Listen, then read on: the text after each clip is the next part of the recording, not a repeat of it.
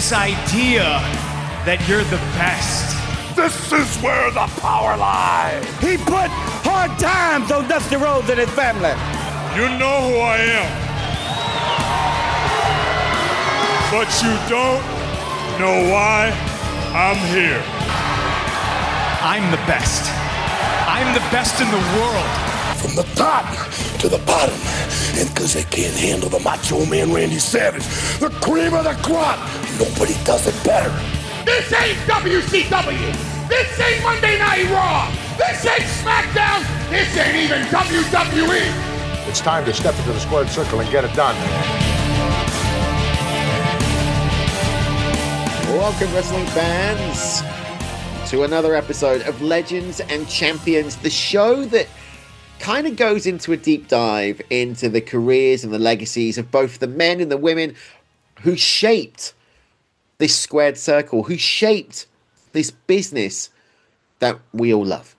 And this week, we're unmasking one of the most brilliant, cunning, and undeniably entertaining figures in professional wrestling history. The one, the only, me, Andy E. We're going to go deep into my life, my career, my time within the world of professional wrestling. I'm often called the greatest wrestling manager, the greatest wrestling general manager, and the greatest wrestling commentator of all time. I mean, there is no one better in this industry than me. Stefan, don't you agree? This 2-hour show, or however long we run, is better. I honestly... Andy, honestly, I completely and utterly agree with the fact that you are absolutely bonkers if you think that's true. Honestly, because this guy is quite possibly, undeniably, I mean, it's at the point where it's probably not even debatable. This guy is probably the greatest manager of all time. Me. He's a WWE Hall of Famer. Me? No, Andy. No. I am on 2K25. Oh, yeah, video game territory. Yes. But yeah, probably one of the most famous managers there's ever been. Me. And he goes by the name of Bobby the Brain Heenan. Evans. No. Did I not tell you in the 80s I was called Bobby Evans? No. Andy, just no. I'm going to break the fourth wall now because I put my back out yesterday and I'm dosed up on painkillers. So I might be talking even more rubbish than what I normally do. Okay, we are, of course, talking about Bobby the Brain Heenan, a true master of psychological warfare. Before Triple H was the cerebral assassin, there was Bobby the Brain Heenan. That's very specific. Bringing Triple H. What did Jim Ross called Triple H the cerebral assassin for years, weren't they? And that's Bobby, obviously. And Bobby Heenan was a master of psychological warfare. So I couldn't really go, before there was a Heartbreak Kid, there was a Bobby Heenan. The cerebral assassin worked well with psychological warfare. Come on. Yeah. Don't make me do all the work. Yeah, okay. Fair enough. Come on. No, I'm dosed up on painkillers. Leave me alone. This is going to be interesting. Yeah. Right, before we get into the nuts and bolts of the show, how are you doing, everybody? I hope everybody is doing well in podcast land. Hope all the Celebrate Wrestling listeners are happy in this nice and butterfly world full of unicorns and pegasi. I really do apologise to all of our listeners. Floating bumblebee in my eyeline. Hello. No. Oh dear. Of course, Andy Evans here. Stefan Bennett. Stefan, how you doing, my friend? Yeah, I'm not too bad. I'm getting increasingly now concerned about you. See, we're again breaking this fourth wall down. We were planning to do a double header today. We were going to do Bobby the Brain Heenan, and then we were going to do our Wyndham Rotunda tribute show. However, the first thing that I said to Stefan when we got on this call today was, "We're going to be doing a double header because I'm going to keep moving, and my back is going to freeze any moment." Right. If you want to get in contact with Celebrate Wrestling, I asked myself, how do I get in contact with Celebrate Wrestling? And we said this: Go to the Facebook page, you idiot. And I was like, oh, all right, but what Facebook page? And it was Celebrate Wrestling on Facebook. And you click like or follow, answer a few questions because that's what Zuckerberg and Meta tells us we have to do. And old Mikey Maguire will let you in to the group under one caveat. That caveat is it's a no joke zone. But you can interact with me, I don't know why. You can interact with Stefan, again, don't know why. Or you can interact with Mitch and Dimitri, the alternate commentary team, every Saturday, who are nuts and off the wall and about to be super kicked with a chair by Mr. Maguire. Or you can listen to Mike on a Sunday as part of Maguire on Wrestling with Mr. Meltzer.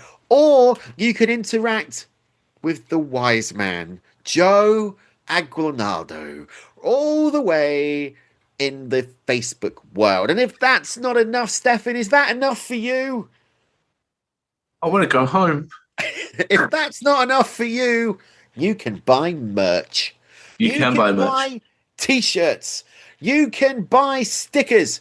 And you can subscribe. Oh, my back. You can subscribe to us on the podcast feed. All you need to do is search Celebrate Wrestling. Click subscribe. Click follow. And you will get all the episodes as they drop. Ladies and gentlemen, if you're not down with that, I've got 2 words for you. Sorry, everybody.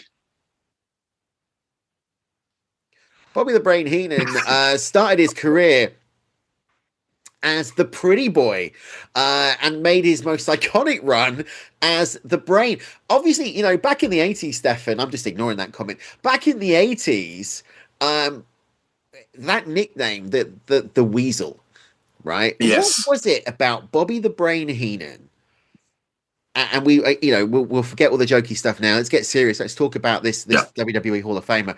What is it about Bobby Heenan that truly has made him this legend within the world of professional wrestling? Because I don't think you can talk to any wrestling fan or anyone within sports entertainment, pop culture within the 80s, 90s, and the early noughties that don't know the name, the Brain, Bobby Heenan. Why? Why is it?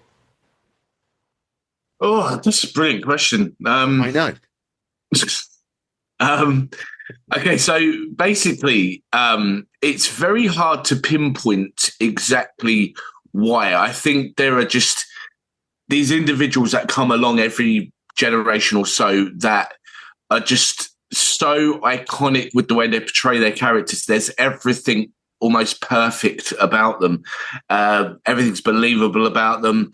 And I think that when you put them with certain talent, obviously that talent, just by their association with the manager, it almost elevates that talent, you know, by that sort of by reputation alone. And I feel that with Bobby Heenan, the intensity, he was comedic, highly entertaining, could come across very, very serious. He was a brilliant talker. We know that. He epitomizes everything that a heel manager should be and was. I love the fact that he always made his clients look great. He would always talk them up. He was never afraid to go toe-to-toe with the likes of Hulk Hogan. You know, he had no problem burying them on the microphone. And I think he just had a wonderful wrestling mind. And I think when you've got someone like that in your ranks, I think Vince McMahon would have been rubbing his hands with glee, just thinking, Joe, this guy's, you know, worth like $1 billion. He's just so good at everything he does. You know, we talked about Paul Heyman, and as I said, it's very, for me, as a Bobby Heenan guy and a Paul Heyman guy, to really differentiate who I think was potentially better. I think, you know, Heyman, I think for me, edges it because he owned his promotion and he's done a few other bits there that he's been so good at. But for me, even with Bobby Heenan, no one else comes close to Bobby Heenan. You know, it's just there's so it's just such an iconic character. I think what people forget about Bobby Heenan, you talk about the similarities there between Heyman and the Weasel, was Heyman broke into the business doing photography. He broke into the business by trying to get in with the boys, doing the photography, selling it for the wrestling magazines, really kind of making his name for himself there. Now, he was also a lifelong wrestling fan, and the same goes for Bobby the Brain Heenan, because he broke into the business in 1963, and he did that literally by being a handyman. He carried bags, he carried jackets, he sold refreshments, but only 2 years later, he was already competing in matches himself without having any formal training. Heenan said in his books that the art came naturally to him, and promoters quickly spotted his talent for the psychological, the physical, and the psychological demands of professional wrestling, specifically the managerial side. So that led to bookings both his managerial and occasional wrestling roles, and his natural ability for both in-ring performance and managerial was underscored by this intuitive grasp of professional wrestling. And what do I mean by that? What I mean by that is, we often talk in business about reading the room. When you're doing a pitch, if you're a salesperson, when you're doing a pitch, you read the room. When you're delivering training, like I do, you read the room, because it could be that you go in with a plan, you're going to make it the most, fun, interactive training session that you can do. But if you've got an audience that don't want that, you have to be able to flip it and go a different route. Now, Bobby Heenan had that ability to go into a ring, into an arena, and flip what he did. This was a time when they weren't scripted, so they could be themselves on a by 10 magnitude. Yeah. And that, to Bobby Heenan, worked well. In 1965, he went to the Indianapolis-based WWA, which was Dick the Bruiser's promotion, and he adopted the moniker of Pretty Boy Bobby Heenan, wrestled his debut match in 1966, but he managed the early iterations of the Heenan family. Now, some of the names here for people that he managed are certifiable legends in professional wrestling, but they didn't know that at the time. He managed team members including Angelo Poffo, the father of the Macho Man Randy Savage, the father of the genius Lanny Poffo. He managed the Assassins. He managed the Valiants and the Blackjacks. And he was actually credited with elevating Blackjack Lanza into one of the US's most hated villains, which then caught the attention of promoter Sam Mushnick, who has been on record, and we know this from looking at, shoots, and we know this from research material, I like the Wrestling Observer newsletter, that he hated managers. So Heenan going in as a manager in Mushnick's territory in the St. Louis Wrestling Club was unheard of. He was literally one of the single figures who managed to do that. His run with the WWA ended in 1974. He had a pay dispute with Dick the Bruiser, and Bobby the Brain Heenan never returned. But what he did do was he went to Minneapolis. He went to work with Vern Gagne, the AWA. And it's here, just like many superstars that were part of the McMahon capitalism of professional wrestling, the McMahon monopoly of professional wrestling, that really made their name before heading on to the World Wrestling Federation. Yeah, I like the. I mean, to be fair, these are You always say these things happen for a reason, and there was something, as you just alluded to there, where a lot of the talent from the AWA would end up in the World Wrestling Federation under Vince McMahon. You say that everything sort of falls into place and being in the right place at the right time. Going to the AWA, managing Nick Bockwinkel and Ray Stevens, the Crippler. They won the AWA tag titles with him managing them, and that was actually, I believe, where the Weasel thing actually originated from. The nickname the Weasel originated from. Correct me if I'm wrong, but it was something that's then stuck with Heenan throughout the entire time, pretty much, that I can remember, at least while he was in all the way through up until he left the World Wrestling Federation.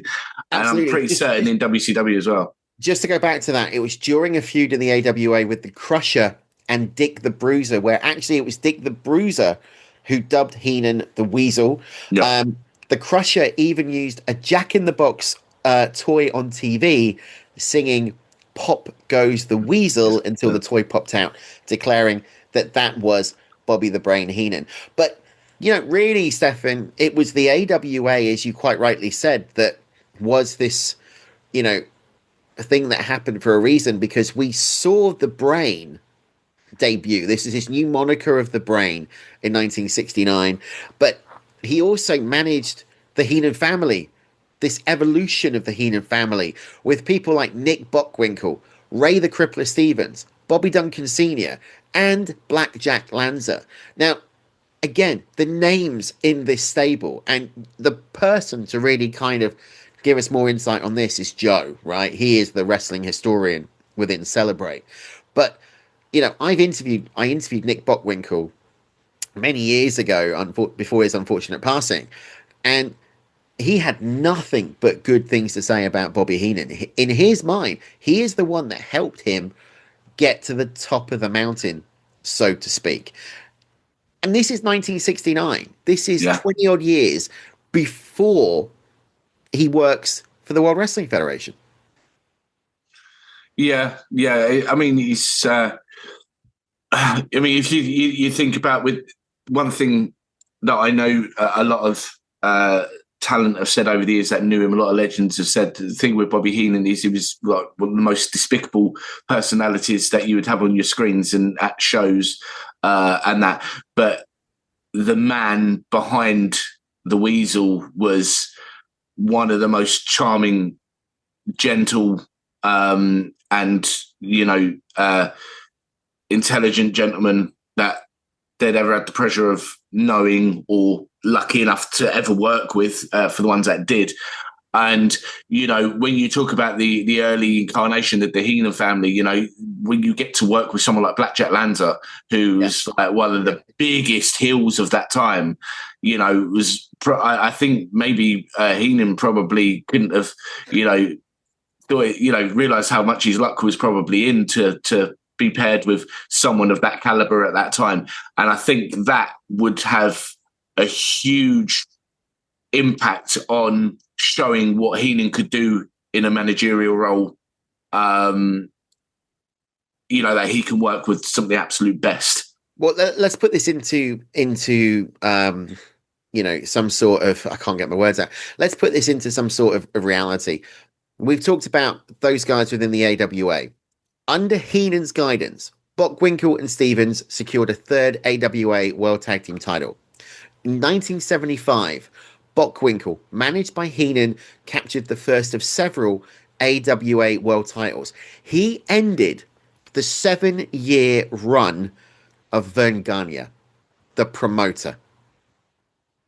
In 1976, Lanza and Duncombe won the AWA World Tag Team titles, made Bobby Heenan the first manager in history to simultaneously manage both a promotion's singles and tag team titles, which then earned him the PWI Manager of the Year award in both 1972 and 1976. Yeah. Incredible, isn't it? It's an incredible feat. And like you said, this is all before, his time in the World Wrestling Federation. This, he's already making a huge name for himself before, even like people like, fans like myself and you, when we started watching in the 80s, he was already becoming an established figure. So it's incredible when, we loved and appreciated all of what we saw of Heenan's career during our time. Yeah. But to be able to go back and look back and see where all the origins of what became the Bobby Heenan that we knew and loved to despise, it's incredible. It wasn't a what's the word? It wasn't a fluke that he would go on to become who he did. But this is where I think the integrity of Bobby Heenan comes in, because back in 1979, he briefly left the AWA to go work for GCW, not Game Changer Wrestling, Georgia Championship Wrestling. And he managed a stable. Hey, it was called GCW. He managed a stable that included guys such as Killer Fox, Mars Superstar, Ernie Ladd, and again, Blackjack Lanza. There's a trend here, right? There is. Wasn't it that him going to Georgia Championship Wrestling, wasn't that a storyline thing that actually led to him being there? No, not that I've seen. It was just a brief departure to go to GCW. Because I'm sure there was something that it was a storyline. I think it was a suspension from AWA, but it was storyline purposes, which was incredible to have someone suspended for a year from a promotion, have him go work for a year in another promotion, albeit with Blackjack Lanza, as you're just touching on there, to then go back to AWA, as we'll talk about in a minute. I'm certain. I think that was what went on. We'll check that before the end of the show. Yeah, but it was here in GCW where he met a very young Hulk Hogan, and it was actually the brain Bobby Heenan that recommended Hogan to Vern Gagne. Now, the run within GCW was short-lived. This was because of an issue with Ollie Anderson. Heenan departed the AWA for the World Wrestling Federation in 1984 after going back there from GCW. But this is where the integrity comes in. Let me tell you why. Because Bobby Heenan, unlike most of the talents who jumped at the payday, he said no. Yeah. He refused to jump to the WWF. He was one of the very few talents who did that until his contractual obligations for Gagne were completed. Yeah. Now, this stands quite differently to a lot of them, including Hogan and the JYD, who left without notice, which really revealed a layer of integrity. And honestly, that did contradict this weasel persona. Stefan. Yeah, I just fact checked it, and it was true. There was a storyline which explained his suspension. He was suspended storyline purposes. He was served a 1-year storyline suspension, which led to him going to Georgia Championship Wrestling, and he went back. It was their way of writing him out of AWA for a year, which is incredible. That's unheard of now. I mean, absolutely. You wouldn't get. I mean, you wouldn't see nowadays. Let's say, for example, someone being suspended from NXT for a year and they just go and work solely for TNA for a year. It might be beyond the realms of possibility, but but it's kind of unheard of. I think over the years, a storyline. No, I don't think it is. I can't remember the last time someone. Well, in my time, if I can rebut that, Flying Brian was still under contract to the WCW when he went to ECW. He then manipulated Bischoff to give him the release, but that was a storyline arc. Steve Austin was also one, so it has happened. And I think if you're looking at current day, and you've obviously touched on the TNA relationship, the one guy who I think is doing it, and I think there's another reason for this, is Joe Hendry. Because there was even a comment recently on NXT Homecoming where I can't remember who it was, but one of the talents said, "Well, now that you're Bobby Roode, that you're on NXT, yes, he is simulcasting on TNA, but he's majority now on NXT." So I think there are instances here, and but you're right, unprecedented back in the late 70s, something that had never been done between two promotions. We're in the World Wrestling Federation now, Stefan. It's 1984. I'm 3 years old. Yeah. You are 2. And this is arguably where we all know Bobby the Brain Heenan. And what is amazing for me, is I didn't know much about his previous careers within professional wrestling until I read the books. Yeah. And the books were amazing. If you've never read them, I would recommend you do. He comes in, he gets a parody late night talk show, the Bobby Heenan Show, which is the most amazing music I think I've ever heard for a theme song. But he also then began to rebuild the Heenan family. And if we look at just some of the performers that were in the Heenan family over the years, Big John Studd, Ken Patera, Mr. Wonderful Paul Orndorff, King Kong Bundy, Andre the Giant, Ravishing Rick Rude, Mr. Perfect Kurt Hennig, the Brainbusters, Arn Anderson, Tully Blanchard, Harley Race, the Islanders, Hercules Hernandez, the Barbarian, Ric Flair, and of course, the greatest World Wrestling Federation superstar of all time.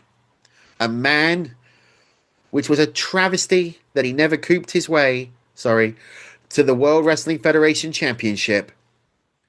The Red Rooster. Yes, I'm glad we got that on exactly the same time there. Yeah, Red Rooster. Good old Terry Taylor. And Mr. Perfect. I mean, but who was he? Whatever happened to Mr. Perfect? I mean, they talk about him being one of the greatest of all time. I mean, you talk about the Red Rooster. Who else is there to talk about? It's like the greatest of all time. I mean, there are other. I'll just fly over that one. I mean, there are other names on here like Haku. I know he's part of the Islanders, but Haku on his own.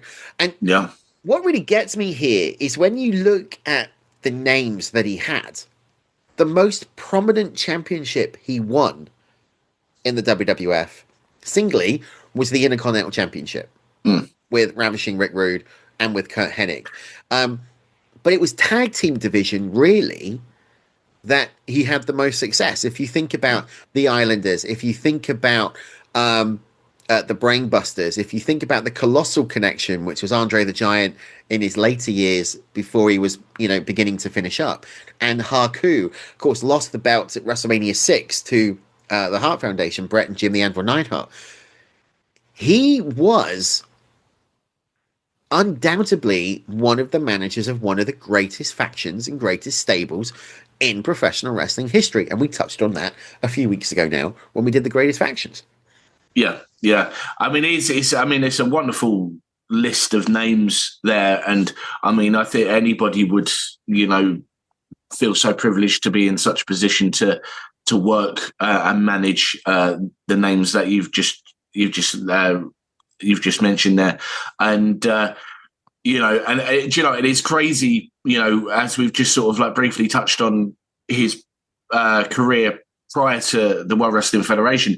And I look at the time, 1984, when he started, that's only about a year and a half before I started watching the World Wrestling Federation, which isn't very long after.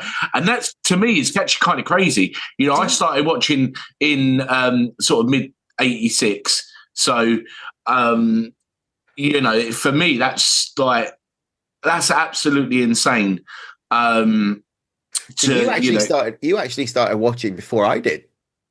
Yeah, I started watching in late 87, early 88. So the first thing, and I've said this before, but the first wrestling I ever watched was the Best of Saturday Night's Main Event on home video. Yeah. WrestleMania 2 was the first I ever saw. Yeah, but during the Hogan show. Because it was before September, before I turned 4. I was still sort of 3 years old at the time. I mean, that's something to talk about, though, isn't it? Do you remember back in the day? We're changing the subject a little bit. But it used to take about 12 months for us over here to get the video releases of the pay-per-view events. By the time, let's say WrestleMania 6 came out, WrestleMania 7 had already happened. Yeah, But to be fair, that's the thing. When you grew up in the era we did, and you watched when we did, God bless Silvervision VHS tapes. I mean, they were just honestly. We pay homage to Silvervision because Silvervision, Coliseum Video, they were they were our childhoods. They, bringing up the old Silvervision logos at the beginning and the little the little write up with the little narration about all of about not trying it at home. All Wrestling Federation professionals. I'm just trying to remember the speech that we used to get at the beginning of the videos from body slams, side suplexes, brain busters. If you can, because the clip is on YouTube. The clip's on YouTube. That actual video package did, because I always that tune lives rent free in my head. It's that old I used that as a theme song once for one of the shows. Was the Silvervision music? Honestly, if you can clip it in here, I will try right now.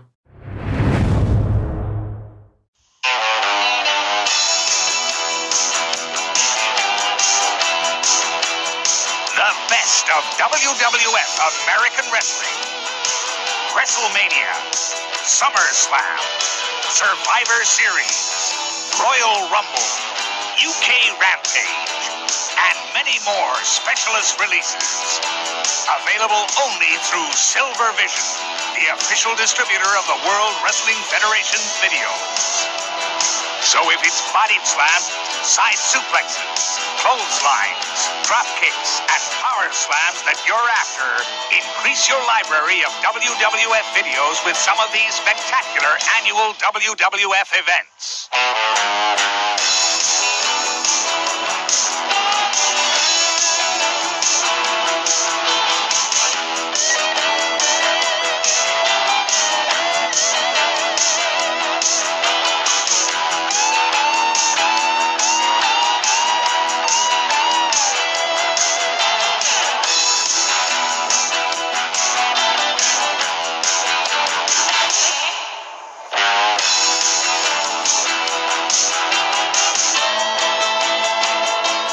Silvervision, bringing home to you the very best of the World Wrestling Federation's matches.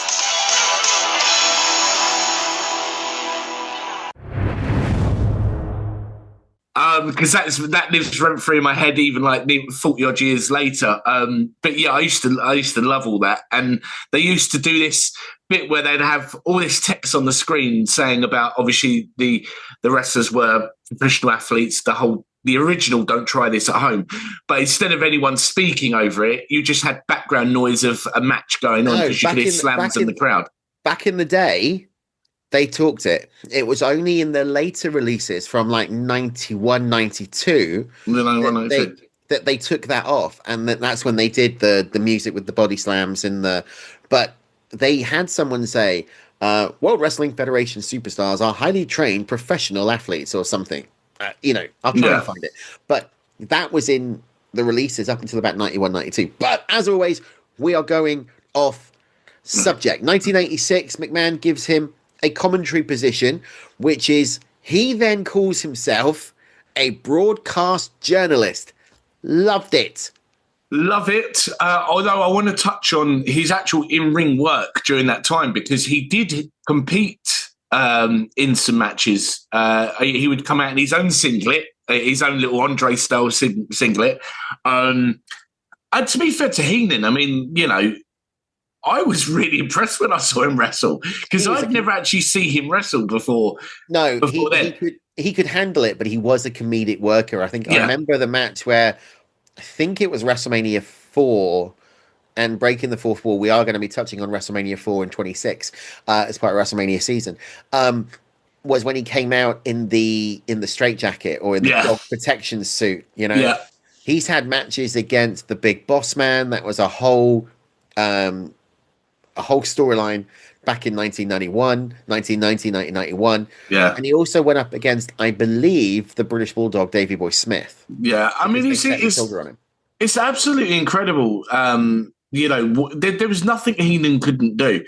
And I know we'll talk about We'll touch on his on one of my favourite WrestleMania moments, and we will be doing a WrestleMania greatest moments show in the very near future. It just epitomises the comedic side of what overall he was an all-round overall entertaining genius. He really was. But yeah. I always have fond memories of when he used to do Tuesday Night Titans with Monsoon. Yeah, I mean, we'll touch on the Monsoon thing in a second, but I just want to say, talking about the in-ring ability, the thing about Bobby Heenan was he wasn't your typical worker, was he? He was about 5'4", quite stocky. He looked like a normal chap, a normal bloke. And that's what worked right, because I think when you're in the ring with talents that are 6'2", 6'9", 7 foot, 300 plus pounds, built like brick beep houses, you don't want the manager to outshine the worker in terms of look, and Heenan didn't do that. It was also the jackets with the blue jacket with the star on the back that had brain on it. When he was at WrestleMania 5, he was brilliant. But before we touch on the Monsoon relationship, because I think that is really where he shone, let's just talk about some of the storylines that he was involved in, because we mentioned this on the Hogan tribute show back in August, but he was responsible for orchestrating storyline wise the iconic heel turn of Andre the Giant for WrestleMania 3 against the immortal Hulk Hogan. Yeah. We played a clip of it in the Hogan show, but talking a bit more, we talked very much from the Hogan perspective, obviously. Talking now about the Bobby Heenan perspective, Andre couldn't talk. That French, English not his first language, the French accent was very prevalent. They turned what was a gentle giant character of Andre the Giant into a monster. Yeah. And that was Bobby Heenan on the mic. That ability to get under the skin, to weasel his way into the mind of Andre, to then turn him on Hogan, was, that was storytelling ahead of its time. It was. And I remember the moment I saw it happen for the first time, which was probably near enough, almost a year after it actually happened. But yeah, I was absolutely, I couldn't believe what I was seeing. To see Andre, obviously being a Hulkamaniac, and then, you know what, a face that Andre was. And then you're seeing, just out of nowhere, you see Andre standing side by side next to Bobby Heenan as he's facing off against Hulk Hogan. And, Hogan rightly saying, like, what are you doing with this guy? And then Andre just then comes straight out and just says, I want your title. And, you think, oh my God, like Andre's a bad guy? Like, what is going on? And then it is, as we touched on with the Hogan show, the moment he rips the cross off of Hogan's neck and makes him bleed, was shocking.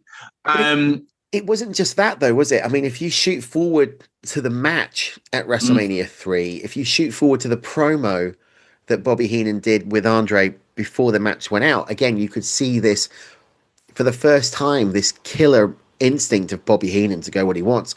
But it's the end of the match after Andre's been slammed and they're going back out on that. I love them. They had them at the Sky Dome at WrestleMania 6 as well. The mini ring trolleys. Yeah. They stood there and they put the ring ropes around them, and I thought they were amazing. I loved them. They were great. But you saw Andre kind of dejected, but Heenan with his head in his hands and really selling the fact that we've lost it. But then shoot forward about, 9 years later. No, not 9 years later. 3 years later. I don't know where I was going with that. To WrestleMania 6 in 1990, we had the end of that storyline. Yeah. Because obviously Andre at that point went face and smacked him about and did the paintbrush. I would have loved to have been a fly on the wall in the room where Andre and Heenan are talking about Heenan's going to be slapping Andre to obviously, get him to snap and obviously inadvertently then become a face again. Because we all know that from all the stories we've heard from legends about working with Andre, what Andre was like. If Andre didn't like you, he didn't like you. If Andre liked you and trusted you, Andre, would do almost anything for you. And it was almost like one thing, you couldn't take liberties with Andre the Giant. He wouldn't have it. And I love the fact that everyone always says, he always referred to them, if he liked you, he always referred to them as boss. Well, that's what referee Tim White used to say. Absolutely. I mean, Tim White, as I never would have thought that, how close him and Andre were. Yeah. I would have loved to have been to listen in on the conversation where, Andre's probably said to Bobby, it's okay, you can slap me, and all that. And be Bobby Heenan thinking, my God, I'm actually going to have to go out there and I'm actually going to slap the hell out of Andre the Giant. I can imagine for Bobby Heenan, though, I mean, for us Brits, we would have turned around and said, oh, God, I've got a bit of squeaky bum. But for Bobby Heenan, I think he would have relished that because it's an opportunity of a lifetime. He lived for the crowd. But yeah, the other, big thing that Bobby Heenan is known for in managerial terms outside of the commentary booth actually happened when he was retired as a manager. And he came out of retirement for one thing, the unveiling of the real world's champion in 1991. And that, of course, was the arrival to the WWF for the first time of the Nature Boy Ric Flair. I would say the biggest jump at that point in professional wrestling, because no one expected Flair to ever leave the NWA or WCW. No. What they never expected was for the NWA World Heavyweight title, Big Gold Belt, to be shown on the WWF TV programming. How about this? What is that? This happens to be the real championship belt. That's not Hogan's belt, Brain. I know the champ's belt when I see it. You're right. Comparing this belt to Hulk Hogan's belt would be like comparing ice cream to horse manure. Comparing the men that wear these belts would also be like comparing ice cream to horse manure. You see, the man that owns this belt is right now under contract to another organization. But in the very near future, he might be coming to the World Wrestling Federation. The man is also a very long, dear, personal friend of mine. Does the guy have a name? Yes, he has a name. This man not only has challenged Hogan on numerous occasions, unanswered, may I add, but you want to compare him, fine. Then let's compare Hulk Hogan to Ric Flair. Obviously controversial. There was a lawsuit in place. They had to send the title back. It then got digitized into Demolition's tag team title, which was really funny because you could see the difference between, the belts. But it was the knock-on effect within professional wrestling, because that departure of Ric Flair due to a contract dispute with Crockett, not Crockett. I can't remember who it was at the time. The promoter of WCW. Led to them creating the WCW World Heavyweight Championship that ultimately was won by Ron Simmons, becoming the first black African-American World Champion. Rick Rude won that belt, and then they merged them when Flair came back to have the NWA, the WCW Championship is the big gold belt. Yeah. But it was that knock-on effect was huge. And obviously that really set Flair's run within the World Wrestling Federation, even though Heenan wasn't managing him. We've already mentioned Mr. Perfect. He guided him to the Intercontinental Championship. Obviously, they parted ways before that classic match at SummerSlam between him and the Hitman Bret Hart. There's a part of me that I hated the coach. When they brought out the coach as Mr. Perfect's manager. Hated that. I would much rather have seen Bobby Heenan at ringside for SummerSlam in that classic. I can understand probably from Vince's perspective of why you would have someone manage someone like Mr. Perfect be like the coach. And no, we're not talking about Jonathan Coachman either, ladies and gents. But yeah, it was bittersweet because it was. I'm totally in agreement with you there. It really should have been Heenan. It would have been great to have had Heenan there. It would have been a nice one song for him. It really would have. Because that really was it for him managerial wise in the World Wrestling Federation. Because I always. Yeah, sorry. I was going to say, as we were just about to say, the transition to the color role in '86, where he was dual commentary, Tuesday Night Titans, and managerial, was that launching of that Monsoon partnership. Yeah. Oh, yeah. I was just going to just touch on with the whole Mr. Perfect thing as well. When we had the whole thing in '92 with the whole pictures, the photos of Miss Elizabeth during the Randy Savage Flair storyline, I actually credit Heenan with, bringing out a different side to Kurt Hennig as a talker, as almost as like another manager, because it almost felt like, to an extent, but not quite there, but that he had both Heenan. It was like Perfect was almost managing Flair, and Heenan was kind of like an advisor. It was kind of like this two management partnership thing when it came managing Ric Flair. And I actually thought by working with Heenan that it helped Kurt Hennig, Mr. Perfect, elevate his talking game, his work on the mic, and things like that as well, because Mr. Perfect didn't have to do a lot of talking very often. He would cut a quick promo and whatnot, because he'd worked with Heenan that before. So, I think a lot of credit goes to him on there. But, Tuesday Night Titans, I mean, that was a great show. I loved it. It was ahead of its time. It was good. Do I want to see it back? Yes. I actually think it would work. I think it would work on YouTube or on a streaming service. But let's talk about this Monsoon Heenan relationship, because, if you talk to a wrestling fan of our era, we instantly go, it's Monsoon and Heenan, right? What is the greatest commentary team of all time? This is the biggest argument. Well, they only ever say two, innit? Of our Jim Ross and Jerry Lawler, and Monsoon and Heenan. Yeah. And that's right. Because what I loved about this was they legitimately got on, right? He loved Monsoon and Morella loved Heenan. We know that, the Hall of Fame speech, which potentially will be played on this show. It was their banter. It was their arguments.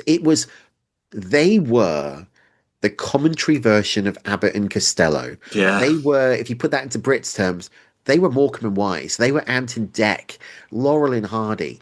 They were the epitome of what a heel and babyface dynamic should be. Because Heenan, it was beautiful, because Heenan kayfabed it the entire way through, opting for the villains, providing logical reasoning as to why the villains were doing what they were doing. Yeah.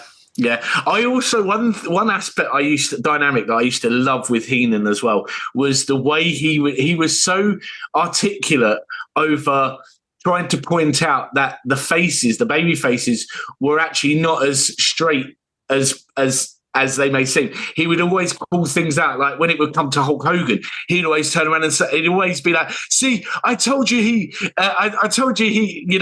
was a bad guy. I told you, he would always point out little heelish things that maybe, or slight bending of the rules that the faces would do, and he would be straight on them as like, he's got you fooled." Like, the greatest call of all time is Bash at the Beach, 96. Yeah. With the Hogan heel turn, he said, I have told you all along that Hogan was a traitor. That's quite controversial, isn't it? Because there's this thing that's over the years from that, where some people within apparently WCW sort of frowned upon a little bit of prematurity over the delivery of some of the lines, where it almost gave it away. Well, that was more Dusty than... Yeah. With that whole thing. But he did, and I love that there was one moment, I think it was when, Lord Mike, don't shoot me for bringing up Bill Goldberg, but that moment where Bill Goldberg beats Hollywood Hogan for his first WCW championship, that bit where he actually shouts, "Now finish him off," where it's just like, oh, this reminds me of the Heenan days of old, but, Hogan's now the heel. Yeah. But it's that carrying on of like Heenan doesn't like Hulk Hogan. Let's pause that for just a second, because we're not at WCW yet. I mean, this story just continues, but I do want to reference that. Yeah. I want to take you back to January of 1993, the Manhattan Center in New York, the debut of Monday Night Raw. Vince McMahon, Rob Bartlett, the Macho Man Randy Savage on commentary. Sean Mooney is outside, poor guy, for the entire show. And who is trying to get in? Bobby Heenan. The Brain Heenan. Yeah. Dressed as a woman, some quick wit, some one-liners, was incredible. And really, this was kind of the beginning of the end for Bobby the Brain Heenan in the World Wrestling Federation. It was a contract dispute that he wanted to get paid more. McMahon didn't want to pay him as much. And it was after the Survivor Series of 93 that he transitioned out of the WWF and went to the WCW. And there's a great scene where I think it is that Monsoon's on Radio WWF for the Armed Forces, and Heenan is on commentary, and then you suddenly see Monsoon throwing him out of the arena. Yeah. And that's it. That's goodbye. I just want to say, what a poetic way to end the greatest partnership on commentary, breaking up in front of our eyes, but Monsoon doing it. I mean, for me, there was no better way for Heenan to go. It was the only way. Monsoon had to. It had to be Monsoon related, and running the risk of starting to feel a little emotional when I'm playing it back in my head. I was so pleased, obviously, growing up, because obviously as we get older and social, the internet and whatnot, for years I didn't like the way that Heenan left, because as a youngster, as a kid, it was like they've kicked Heenan out of the WWF, and I didn't like that. But when you learn that it was planned, it was Heenan that needed to wind down his career because he was still suffering the effects of his broken neck that he had suffered like that decade beforehand. Yeah. He wanted to scale down and his career, and it was his choice to leave. So the fact that he wanted to leave and they factored in that finale with Monsoon, it is poetic and it is beautiful. And when you look at it, it makes every sense. Yeah, it does. To do it that way, and there couldn't have been another better way to do it. Really, no, absolutely not. I mean, you kind of referenced it there. I mean, he transitioned to the WCW for a lighter work schedule. His daughter was attending college in Atlanta, so obviously it made sense to be at CNN Towers, and he wanted this paycheck.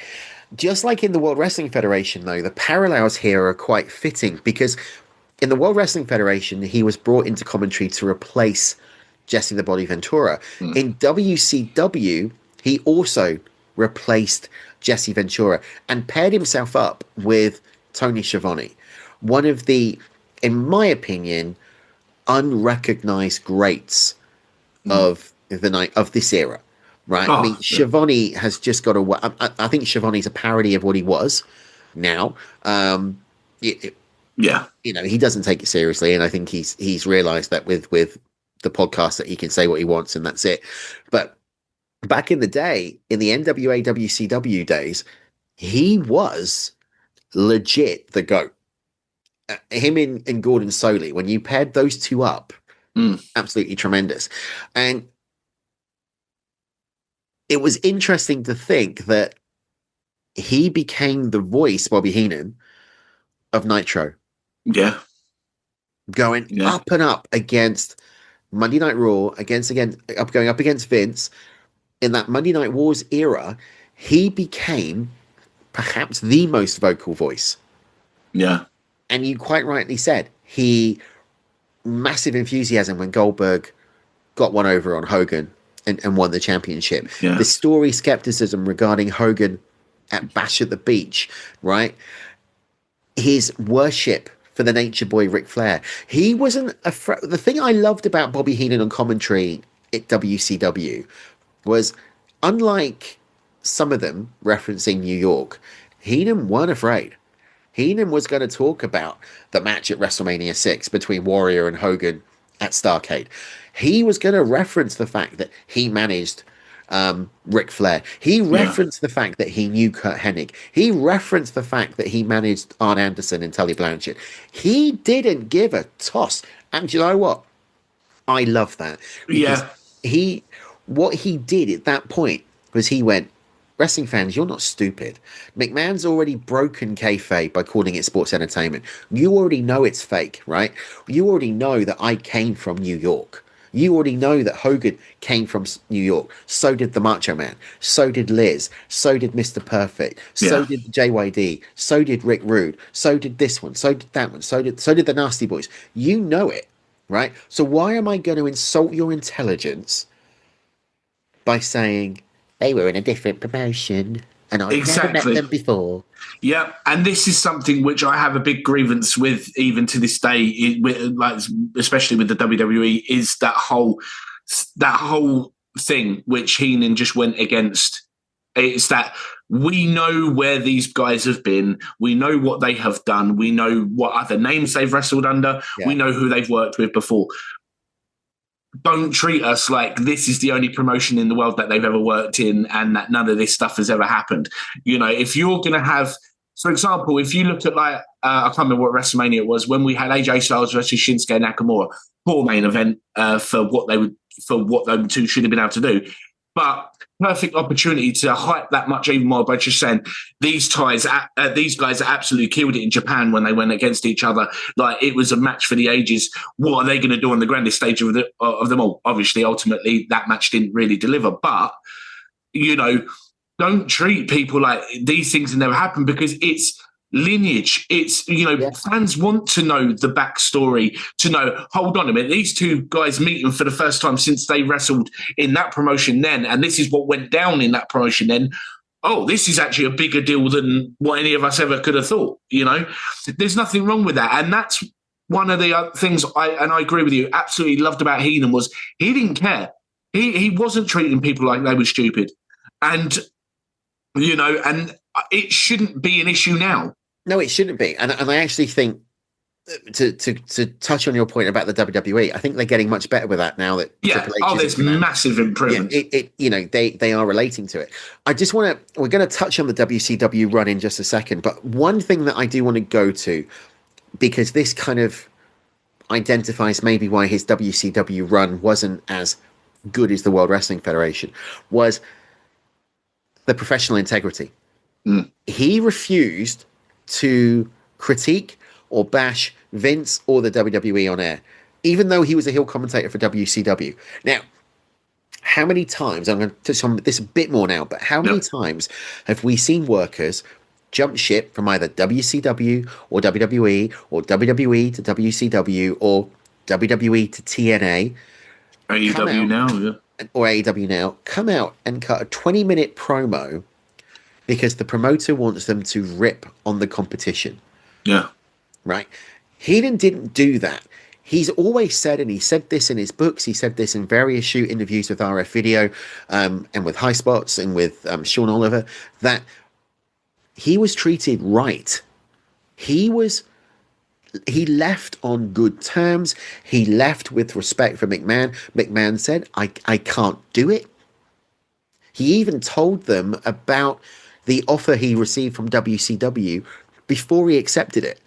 And his refusal to knock the WWF or knock Vince, again, goes back to this respect that we talked about at the top of this show, with him leaving the AWA and refusing to go to the WWF until all of his contractual obligations was done. This, I think, is part of the reason why his relationship with Bischoff and WCW didn't work. Because even though he was one of the voices of WCW throughout the main periods, right? And we've touched on those. Yeah. He got frustrated because he didn't have creative freedom. He didn't have an ability to put creative input in. And you and I both know, as old men and as wrestling veterans and fan veterans and all this type of thing, and being in the business, that the brain was more than a gimmick. The brain was the brain. He was so intelligent, but he kept giving creative ideas to Bischoff. Bischoff kept rejecting them, saying that he's just an announcer. Keep the ideas to himself. What happens when you become disillusioned? You do the bare minimum. Yeah. And by the end of that run, that's what he did. Yeah. He wasn't there. He checked out. To use a term that's around now in HR, he quiet quit. Yeah. Yeah, I think Bischoff. I mean, one thing I really enjoy about this listening to Eric Bischoff nowadays is with his hindsight. I think he knows how where he went wrong in his career, where he made poor decisions, and where he got caught up in the arrogance of trying to beat Vince and things like that. And I think that's one of the things with WCW. I know the WWE and Vince are guilty of this as well. It's shown over time that to be the case. I think with WCW here and Bischoff, and that is sometimes you don't realise what you've got, like what a huge diamond your company has, and not to utilise Heenan to the best by giving him that sort of control. I mean, you have to give major respect to Heenan. This is probably one of the reasons why he's so loved and missed to this day. To show that loyalty, you're working in a promotion that is on a weekly basis, taking aim and firing shots at Vince and the WWE. Bischoff in the middle of the ring calling Vince McMahon out for a fight and things like that, and he's got to endure this. Where he's kind of like, look, this is a bit pathetic and a bit immature and childish. Like, why can't WCW just be WCW and focus on its own thing? And I was happy when Heenan showed up in WCW, because when he had left WWE, I didn't think I was ever going to see him again and that. Yeah. So to see him in WCW, I was like, oh, okay. So at this point, I'm looking at WCW not so much because Hogan's there. I mean, because as I said, I'll forever be a Hulkamaniac, but at that point, my interest in Hogan was sort of, it was going a little bit more flat. I'd seen it all. It wasn't until he transitioned to Hollywood Hogan and the NWO that my interest went back up. But to see people that I absolutely loved and adored in the World Wrestling Federation now on WCW, Mean Gene, Macho Man, seeing these guys there, Dusty, and then, Heenan's on there, and I'm like, do you know what? Like, Nitro can give me whatever Nitro wants to give me. I'm just going to tune in just so I can get a little bit more of these guys, like, doing the jobs that they do. So, it's unfortunate that he felt that way towards the end, that he was made to feel that way. It is, and he often said afterwards that he viewed the success of WCW in the 90s as just pure luck. And he didn't think that Bischoff was at the level of Vince McMahon. And, whether you agree or you disagree with that, which company is still standing to this day? May not be the company that it was, WrestleMania, but, it is what it is. I ain't getting into that. No. He got released from the WCW in 2000. In 2001, though, he made his return to the World Wrestling Federation alongside Gene Okerlund for the Gimmick Battle Royal, where he called the Gimmick Battle Royal, which was a terrible match. No one cares about the match. Everyone cares about Gene and Heenan, their homecoming. That's all that match is for, is their homecoming. That's all anyone really cares about. I just love the respect of Jim Ross and Jerry Lawler, or Jim Ross and Paul. I can't remember who called it. It was Heyman. Yeah, it was Heyman. Heyman and Ross actually publicly standing up from the announce booth, handing them the headset and walking away. Yeah. That was... I mean, it was scripted. We know it was scripted. I'm not stupid. But that was such a sign of respect from Vince and from the announcers. I mean, if we ever break this match down, it was pitiful. I mean, we'll discuss it on WrestleMania moments. We'll do that. Didn't care. I mean, the fact that you saw the Iron Sheik, the fact that you saw Sergeant Slaughter in the ring for one last time, Nikolai Volkov. I wouldn't say I didn't care. I mean, I'm obsessed with nostalgia. It was nice to see the match itself. I didn't really care about. Didn't care about some of the participants, but I mean, I go back and watch it like mainly for the interaction between Heenan and Okerlund. I mean, even then, like the way they it was like they'd never been away. The way they bounced off of each other, when you see like the gobbledygooker coming down to the ring and Heenan straight away to Okerlund, hey, didn't you used to date her? Like, and then they show the clip back from Survivor Series in the early 90s. But technically though, they had never been away because they worked with each other for years. Yeah. It's that camaraderie. He made sporadic appearances following this in professional wrestling, including some within TNA. Of course, he went on to try and win the services of Bobby Roode when Bobby Roode was looking for a manager, which also, brought Jimmy Hart out as well. However, it was in 2002, in January, that the Brain went public with an announcement that actually shocked the wrestling world, and that was the fact that he got diagnosed with throat cancer. And what was, I think, especially concerning about this one was what made the Brain. What was the moneymaker for the Brain?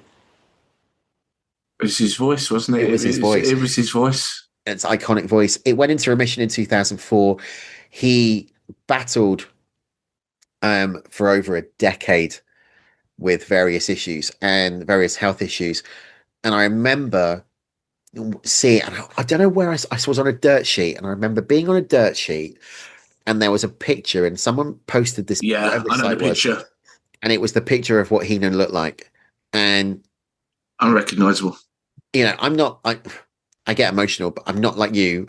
I didn't sit there and break it down into tears. But what I did do was look at it and go, holy beep, what the hell has happened? And your heart went out to him because, he was just, that wasn't Bobby Heenan. No, right? It broke me. He looked nothing like him. He was completely unrecognizable. No, completely unrecognizable. Jaw reconstruction service, thing. I mean, the treatments led to weight loss, as we said, altered his appearance, lost his voice. That broke him. That broke him. The fact that he couldn't talk. Heenan couldn't be Heenan. That was the thing. He had lost his, the one thing that, made Bobby Heenan the Brain, that made him this huge, larger than life personality, this, comedic genius. He was hilarious because he was a comedic genius as well. He was, we talked about, we haven't talked about, but I've spoken to people about, you look at Jerry Lawler's career sometimes. I mean, he used to be a little bit of a comedic genius himself. There's a few little similarities, but nowhere near the level of what Heenan was when it came to his comedy. I mean, we talked about the gimmick battle royal at WrestleMania 17 with him and Oakland. Even at the end of the match where Oakland's trying to shake Heenan's hand to say like a job well done, and Heenan sort of teasing with the handshake, he sort of like puts his hand out and then takes it away and looks around as though he's being distracted and things like that. Just subtle things like that are just brilliant. And it broke me seeing that photo of him, and I was like, that can't be Bobby Heenan, but unfortunately it was. I must admit, I did a bit of digging to find out if it was legit or if someone was taking the mickey, and it was. But beyond the cancer, he also had reconstructive jaw surgery in December of 2007. Following that was due to an unsuccessful initial procedure. He was then put in a medically induced coma because of that. He suffered multiple falls. He broke his hip, broke his shoulder in 2010, his other shoulder in 2014. He broke his hip again in 2016. But the one thing that you take away from this was his enduring resilience. As we've said, he wanted to give back, and he kept making appearances. I mean, it was incredible. He passed away on September the 17th, 2017, at the age of 72, happily surrounded by his family at his home in Largo, Florida. And I remember the tribute that the WWF did, and it was, I'm at home with Monsoon. And that's the one thing you take away, because, I sent you an image the other day, an AI image of, I was playing around, and I asked AI to create me this real life image of Hogan hugging Andre at WrestleMania 3, with Savage and the Warrior watching, Gene Okerlund at ringside with a mic, and Monsoon and Heenan on the commentary table, and it produced something that looked absolutely amazing. A couple of differences, but absolutely amazing. And that's what I imagine. And that's what I imagine now. They are together. They are calling these iconic matches between all of these workers. That are these, not even wrong word. These friends. I know there would be some people out there that will go, "Oh, what Hogan Savage, Hogan Warrior, really friends?" But in the afterlife, who knows what what is? It doesn't matter what your differences were. And it's really interesting because breaking the fourth wall again. What's the date today that we're recording this episode? September 17th. Oh, yeah, wow. It is the 8-year anniversary of Heenan's passing today at the time of recording. I didn't realise either. And that's a little bit... that's a bit eerie. That is a little bit eerie. And we promise you, we didn't realise that this was actually the anniversary. Yeah. Again, breaking the fourth wall, we weren't meant to be recording this one today. We were going to be doing another episode. And I said, let's do this one today. Yep. All right. Wow, that's actually giving goosebumps. I know, I got goosebumps as well, but I just want to touch on this when we were saying about his physical appearance. I mean, there were telltale signs at his Hall of Fame induction. Obviously, you could tell the way he was, he would speak. You could tell that he had his health issues with that, and obviously, as you said about the weight, the huge weight loss as well, but. As I said, Paul Heyman's Hall of Fame speech will go down as one of the best ever, but this was a very special induction speech from Heenan because not only did he have the entire room in fits of laughter during that, and rightly so. I mean, there was hilarity in that. And that he turned it almost into a very brief one-man stand-up comedy show, very briefly. But it had its emotional soft side when he came out and he said, as his voice broke, "God, I wish Monsoon was here." I was done. It broke me. That was just. I mean, I'm welling up now thinking of that because for two personalities that we grew up that were, at loggerheads all the time, like you said, that pairing that were always at each other's throats, tearing each other apart on commentary, the way they worked together, and then, as you said, that final moment of Monsoon throwing Heenan out. Yeah. Of Raw, which would be the last time they would work on screen together. And then to have him say that, knowing just how much those two loved and respected each other, how close them two really, really were, what they meant to each other. For Heenan to straight away come out and just say, "God, I wish Monsoon was here." That, was heartbreaking, but very, very beautiful that he paid tribute to his lifelong friend and someone who, was a huge factor of his career. But then the closing out of the speech when he refers to why he was called a weasel, hopefully we're going to get that in here. Let's cut that because I think this is the perfect way to finish this tribute to Bobby the Brain Heenan. Hope you've enjoyed it. It's been great kind of going back, but I think for me, I want to end this with one thing. Heenan's career was what we would call a masterclass in the art of psychology of professional wrestling. And you have quoted that. I just want to quote a couple of things from this Hall of Fame speech. I've been fortunate in this business. I've been a lot of places. I've seen a lot of people, but I've been with the best. I've been with the greatest. And I know it's not all fun and games. There are some hard times, but I know I've got a lot of friends in this room, and I know I've got a lot of friends that are not in this room. But they're here in spirit. They're here looking down. I know they are. That was Bobby Heenan at the Hall of Fame. He's looking down watching professional wrestling, and I'm sure he's proud. Ladies and gentlemen, that was Bobby the Brain Heenan. That was it for us. We are going to go out with the Hall of Fame speech from 2004. No exit music tonight. We're just going to go out with that. Hope you've enjoyed it. It's been a different one. I think it's been quite a powerful one. But arguably, Bobby the Brain Heenan, the most iconic personality in professional wrestling. Stefan, as we wrap this show up, let's just very quickly promote what's coming up on Celebrate Wrestling this week. Yeah, so I'm trying to think where we are. Are we breaking the fourth wall? Oh, coming out this week. So yeah, we've got coming up. What have we got coming up this week? I'm on lost.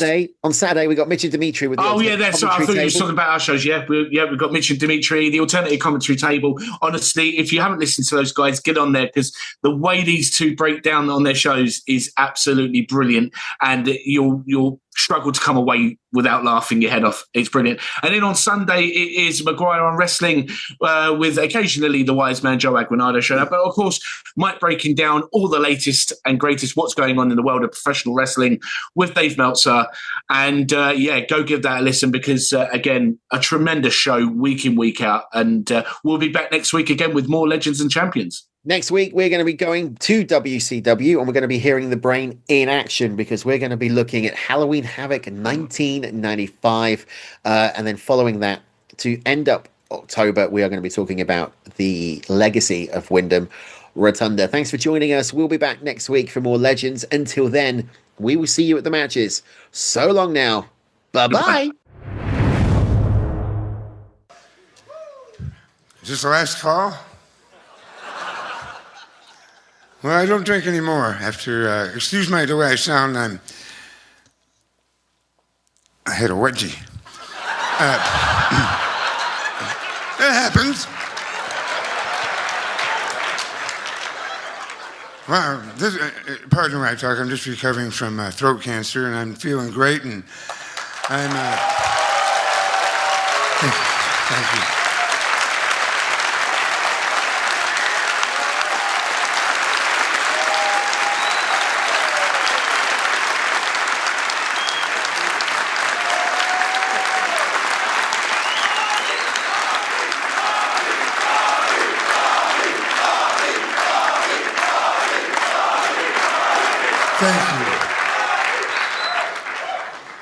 And you won't offend me with cash. First of all, do you remember the introduction Pat Patterson gave for Sergeant Slaughter? Well, at 12 o'clock midnight, that will be replayed in your rooms in English.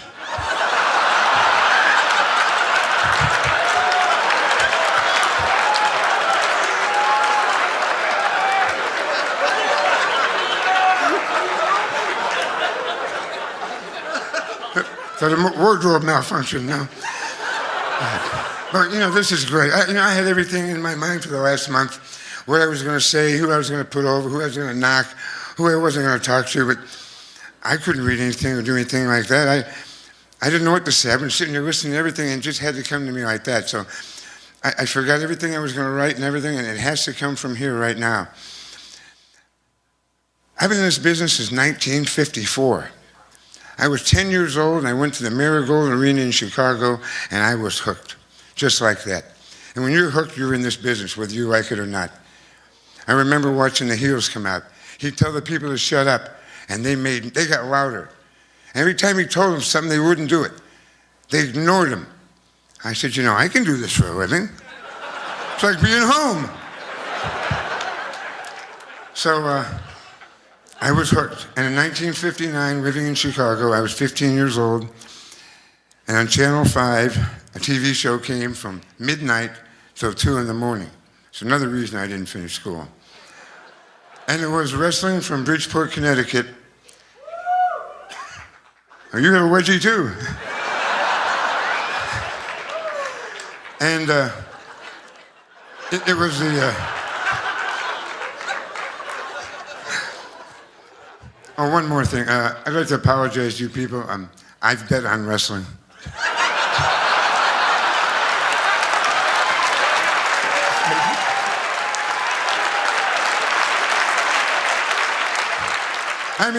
I bet from the ring.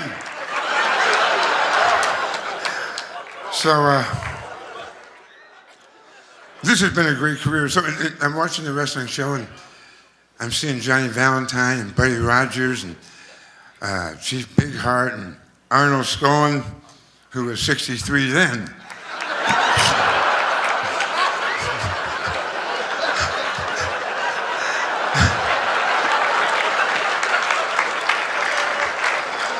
I love you, Ernie. You think I drank? Huh? This guy's a brother-in-law of Elliot Ness. No more beer rage. So I'm watching the wrestling and I'm hooked now. So my mother loses her job there. My aunt has cancer. My grandmother's an older person, and she wouldn't be my grandmother. I'm not from Virginia.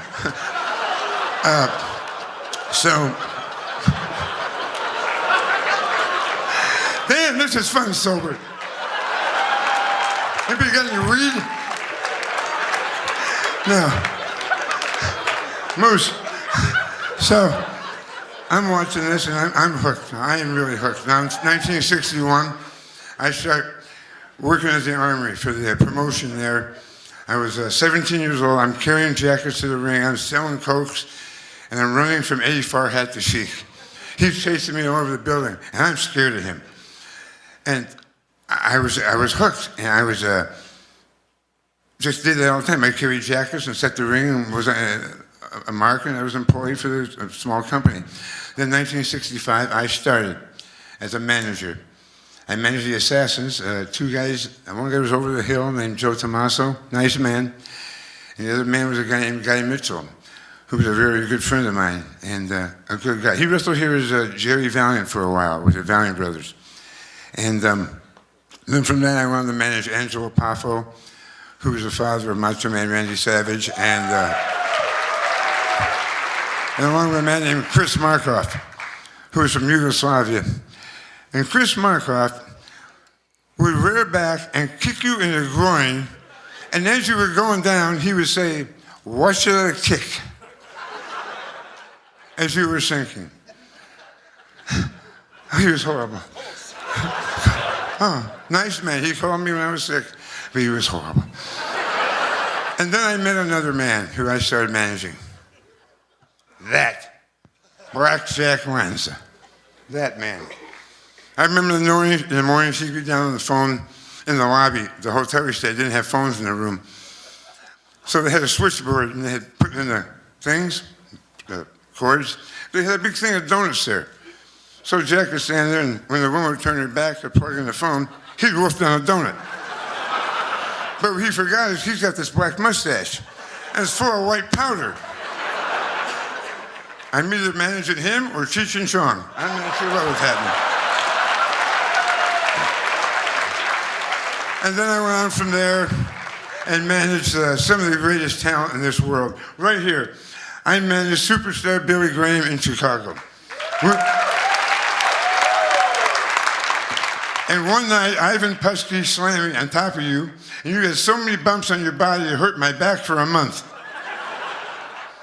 And I managed Harley Race in 1968. When I found out I was going to be here tonight to be inducted with Harley, knowing Harley, I thought we were going to be indicted.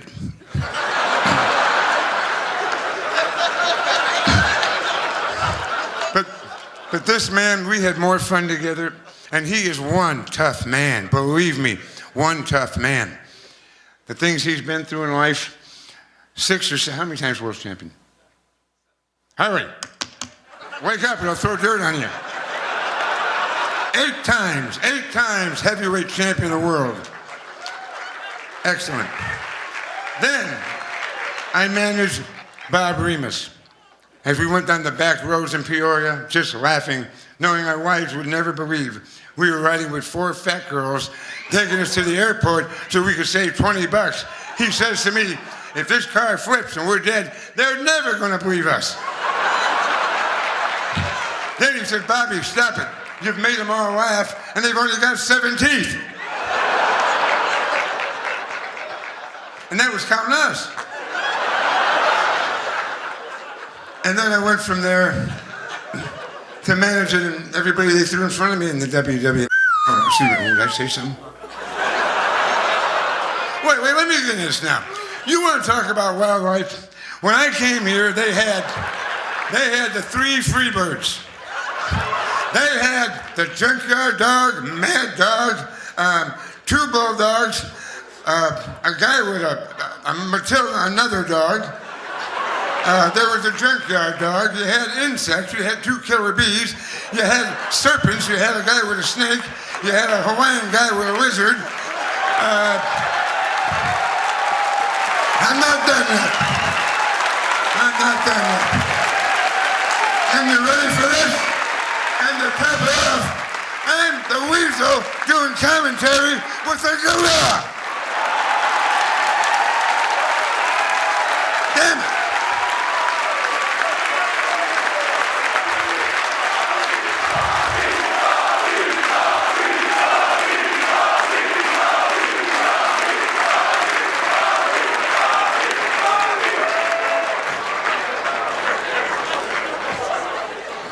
So if you think your people over at the WWF now think it's wildlife, you spend one weekend at the Hojos in Newark with Afonseca, the Samoans. That's wildlife.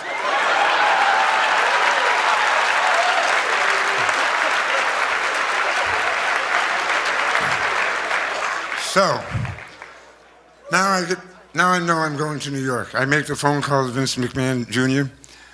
I'm in Denver. I can't take it there anymore. I had to get out. I called Hogan, and he called me back and said to call Vince. I called Vince, and I told him I planned to leave there. He said, well, I said, I'm going to see Vern tomorrow. And he said, I said, then I'll call you. He said, fine. I called Vern. I told him I had to talk to him about something, that I was giving my notice. I would fulfill my dates, but I was leaving. He said, I dare you to come here and do that. Tell me face to face. I said, how's 1 o'clock? He said, fine.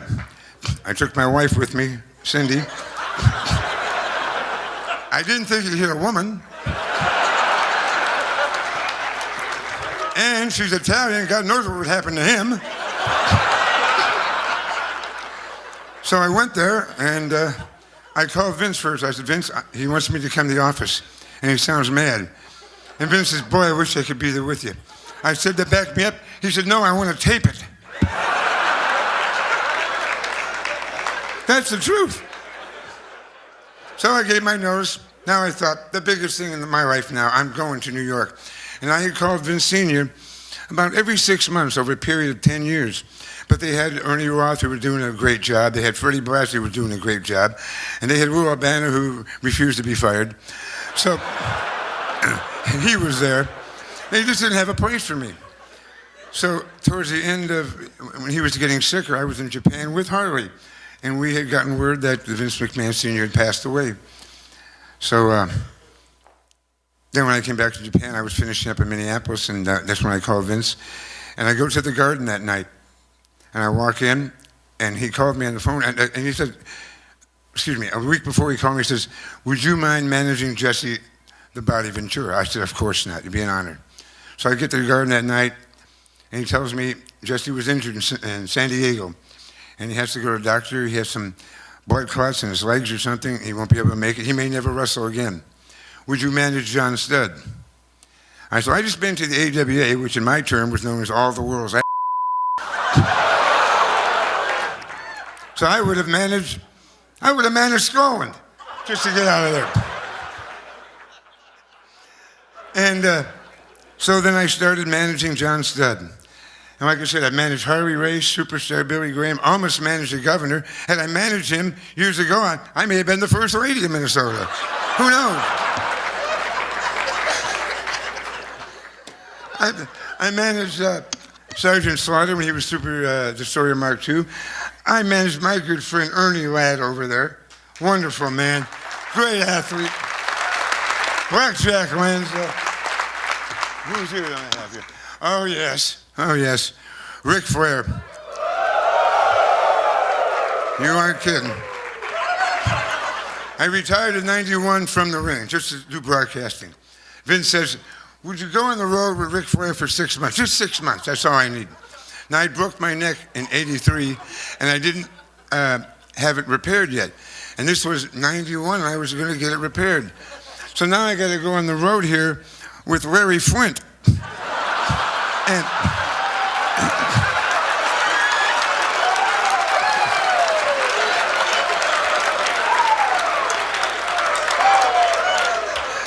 so I was okay, I'll do it. I lasted 10 days. I went and told McMahon, Mr. McMahon, which no one does. I said, I can't do it. He said, Bobby, I can't do it. Vince says it's only for 6 more months. I can't. You go with him. You go with him. I said, my river now is on hold. You go with him. 10 days, I went in the garden, I quit. On the plane from Phoenix to the garden, I said, I'm telling him, I'm quitting. He said, you won't come with me. I said, I'm telling him, I'm quitting. I said, if not, I'm opening that door, I'm leaving. So I quit. I just couldn't take it. And my neck was bothering too, and all that other things. So, and that was another highlight of my life. And then WrestleMania 1, the first one. Boy, I thought this isn't going to work. You got Muhammad Ali, you got Billy Martin, you got the Rockettes, Mr. T. This has become a carnival. And a lot of the boys said, yeah, it's not right. And then we looked out that night, and there's Cyndi Lauper, and there's Dick Clark, and there's Spike Lee, and the press is all over the place. And I said, this guy's got his finger on something. He knows what he's doing. And it worked. It really worked. And we became respectful of people. We were no longer considered one step behind a roller derby or a circus clown. People said, you guys are great performers. What great shows you're putting on. It made us feel proud. It made us feel like we were really something. We didn't wear hats anymore and kayfabe and do stuff like that. We could kayfabe in public.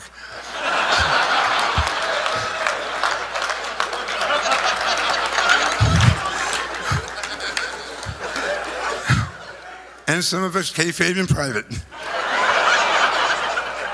Right, Gene?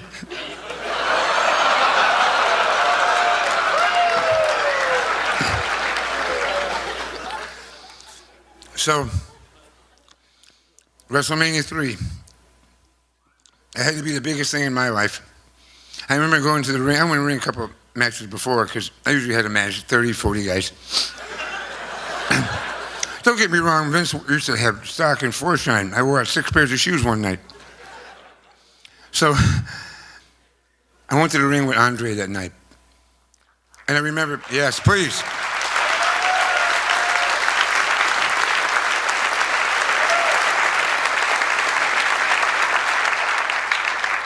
And I remember seeing the place was just jam-packed.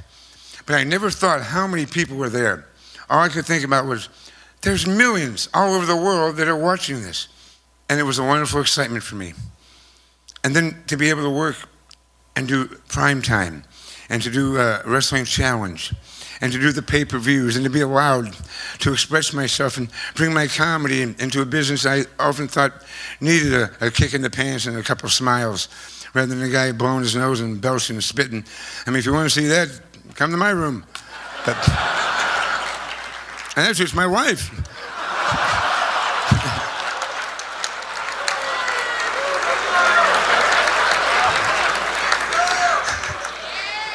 Have to. You ever had the meatloaf?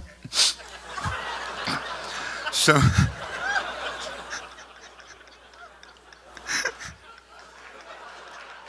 damn, I'm having fun.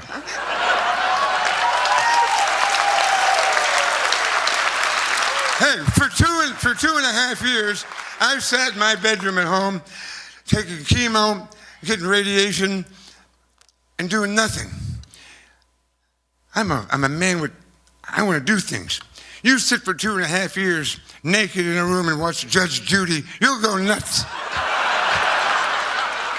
You'll go crazy. Now I've got the opportunity to come out here and be inducted into the Hall of Fame. The Hall of Fame of wrestling, something I've loved all my life. Yeah, I got $3. Why did I stay? It was a job. I had to. I was feeding my mother and my grandmother and my aunt. I had to feed people and myself. So you just stayed. So it wasn't the money. It wasn't because the people I had to feed. It's because I love this. I love you and I love them. That's what it's about. That's what the whole thing's about.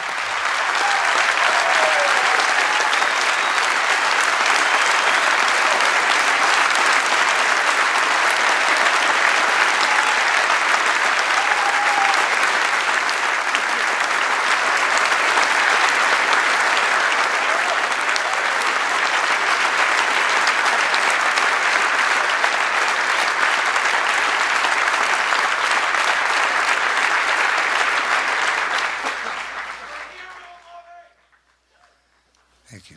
And to be indicted into this Wrestling Hall of Fame and this fraternity of people is a tremendous thrill for me. And the biggest thrills of my life are my lovely daughter. Here, stand up. Jessica. My wife, Cynthia. Stand up.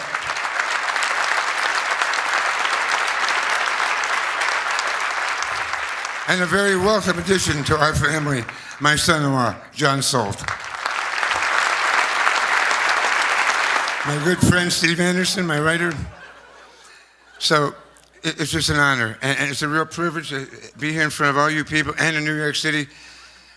And really one thing's missing. I wish Monsoon was here. Thank you. Thank you forever.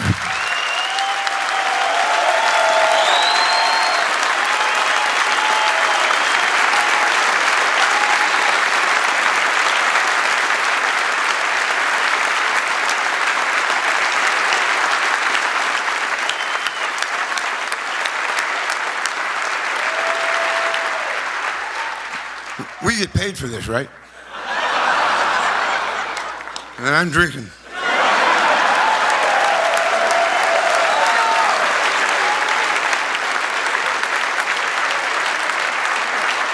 I don't know about you, but I could listen to that guy all night long. Bobby, as Gorilla would say, you are a classic.